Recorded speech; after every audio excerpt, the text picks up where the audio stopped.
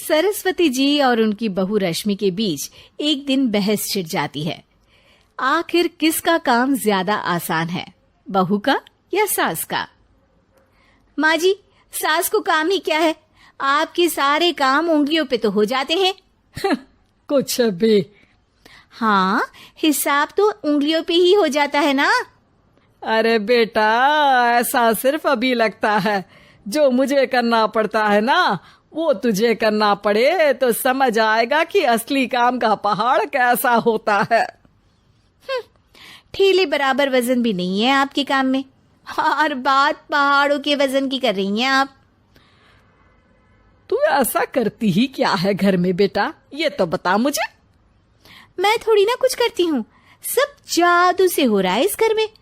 अरे एक दिन मेरा काम करोगी तो समझ आएगा। Okay okay, shut up. कल से मैं घर के काम करूंगी और तू मेरी जगह हर चीज का हिसाब रखना, ठीक है? ठीक है, ये भी कर लेते हैं। ये सास बहू की डील के बारे में रश्मि के पति अमन को नहीं पता था, और ना ही अमन के पिताजी सुरेश जी को। पर गेहूं के साथ साथ जैसे घुन भी पिस जाता है, ये दोनों भी पीसने वाले थे। सुबह अमन उठकर रेडी होता है ऑफिस जाने के लिए, तो पता है उसके कपड़े नहीं निकले हुए हैं। अरे रश्मि, तुमने मेरे कपड़े नहीं निकाले? अपनी माँ से पूछो ना, उन्हीं का काम है ये। अमन अपनी माँ के पास जाता है। अब मेरे कपड़े आज आप देने वाले हो क्या माँ? हाँ, देना तो मुझे ही चाहिए, पर तेरी बहू ने कपड़े धोने ही नहीं डाले, तो कोई भी धुला हुआ कपड़ा नहीं है बेटा। हैं? ऐसा क्यों? कपड़े तो धोने आप ही देते हो ना माँ? अरे बहू ने तुझे बताया नहीं, अब हम अदल बदल गए हैं। मैं अब बहू और तेरी बीवी सास। अमन परेशान हो गया। वो बिना इस्त्री के कपड़े पहनकर ऑफिस चला गया। सरस्वती जी अपने घुटने के दर्द के कारण झुककर घर साफ नहीं कर पा रही थी, और ना ही खाना बनाना याद रख पाई। उधर रश्मि पहले ही दिन घर की चाबी घुमा चुकी थी और 300 रुपए का हिसाब अलग नहीं मिल रहा था। पर दोनों का ही घमंड कैलाश पर्वत से भी बड़ा था, और दोनों ही खेमे एक दूसरे की बात मानने को बिल्कुल तैयार नहीं थे। शाम को जब सुरेश जी और अमन खाना खाने बैठते हैं, तो सरस्वती जी उनके सामने गाजर और पपीते लाकर रख देती हैं। अरे माँ, ये क्या है? ख्याली पुलाव के साथ सलाद। माँ जी खाना बनाना भूल गई लगता है। अरे एक एक चमन्नी का हिसाब है मेरे पास, खाना बनाना कैसे भूल जाऊंगी? ये तो मैंने पढ़ा था कि फल फ्रूट खाने से सेहत अच्छी रहती है, इसीलिए ये ले, एक फल खा ले। रात को सुरेश जी और अमन अपनी मीटिंग बिठाते हैं अकेले में।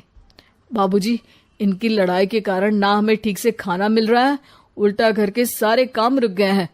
हाँ बेटा, 2 भैंसों की लड़ाई में बेचारे खेत के पौधों का भी नुकसान हो रहा है। पर पापा, क्या बताऊं आपको, मैंने माँ को इस महीने की 2 तारीख को बिजली के बिल के पैसे दिए थे। आज बिल भरने के लिए मांगने गया तो पता चला कि रश्मि उन पैसों से गैस सिलेंडर ले आई। अच्छा, तो सिलेंडर के पैसों का क्या हुआ? अब सिलेंडर के तो कोई पैसे नहीं थे बाबूजी, हमारे घर पर गैस की पाइपलाइन लगी है ना। बेटा, इन दोनों का कुछ करना पड़ेगा, नहीं तो अपने घमंड के चक्कर में पूरा घर बर्बाद कर डालेंगे ये दोनों। अमन और सुरेश जी काफी सोच विचार के बाद एक निष्कर्ष पर पहुंचते हैं।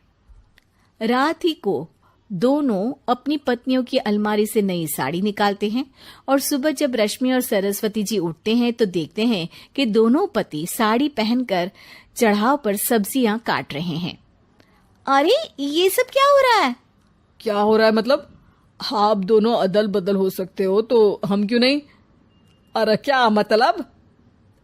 नहीं नहीं, मेरी भी बचपन से किसी की बहू बनने की इच्छा थी, तो आज से सरस्वती तुम बड़ी बहू, मैं मिडल बहू और अमन छोटी बहू। अरे लेकिन सब घर पर बैठ जाएंगे तो कमाएगा कौन?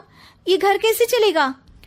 अब वो तो भैया या बाकी लोग जाने, अब हमने भी अदल बदल कर ही लिया है तो कुछ नहीं हो सकता।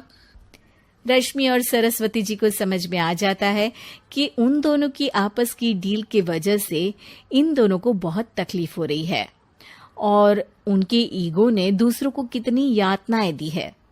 अब असल में माँ जी आप सही थी, सास बनना बहुत मुश्किल है। अरे हाँ बेटा, और तू भी, मुझसे तो नहीं हो पाया सब घर के काम, वापस बदल ले क्या? हाँ हाँ बिल्कुल माँ जी, और अब आप दोनों भी बदल लीजिए। कोई आ गया तो आप दोनों को देखकर क्या सोचेगा? अच्छा है, आप दोनों के समझ में ये बात तो आई। मैं फटाक से कपड़े बदल लेता हूँ। अरे रुक जा बेटा, एक फोटो ले लेती हूँ तेरी। मेरी बेटी होती तो तेरे जैसी ही दिखती साड़ी में। और मेरा फोटो नहीं लोगी?